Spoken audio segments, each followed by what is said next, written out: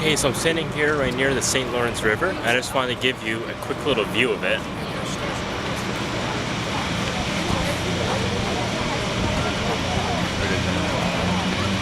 So I'm chilling out here in Quebec City.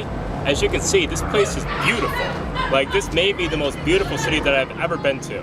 I really haven't experienced anything like this since I went to Germany. There's a lot of history here, a lot of culture here. I love like the French culture. It's amazing. I really don't think there's anything else like this in North America.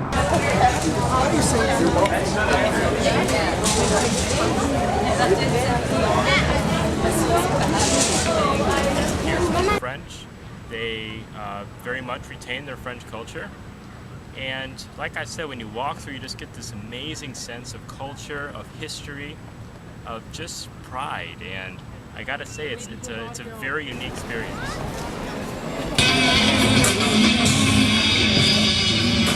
So I'm standing here on the Plains of Abraham, and this is a significant area because this is where French control over Canada came to an end.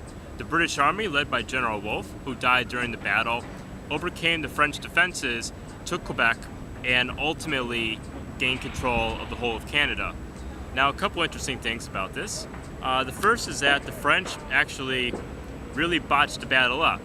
If you've noticed in the videos that I've shot, Quebec has some pretty formidable walls. So you think that if you were being attacked, you would just chill out behind the walls and let the attackers come to you. Well, the French decided to come out of their walls and confront the British head-on in an open field, even though the numbers were pretty even. It ended up being a pretty disastrous mistake.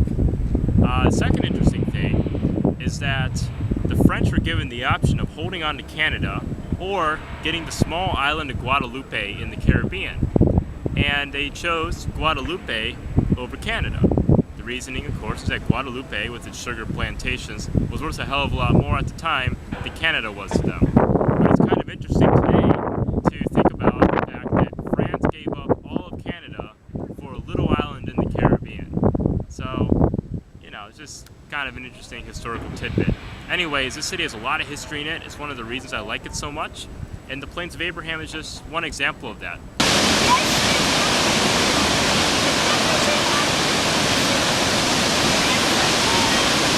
The provinces in Canada have a lot more autonomy than the states do in the United States.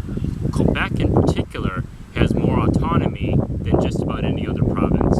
So they're able to do things like mandate that French be spoken in business, or mandate that all signs be in French, or even mandate that children must go to French schools unless both of their parents went to English schools. They're very stringent about their language laws.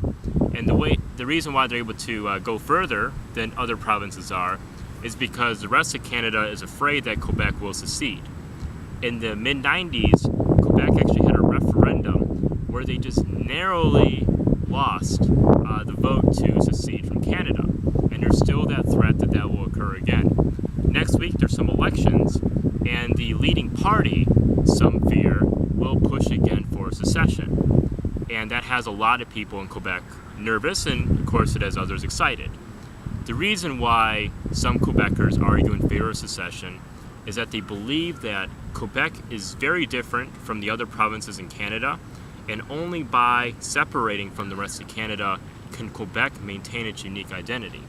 People opposed it, on the other hand, fear the economic consequences, and even fear that it may be counterproductive culturally.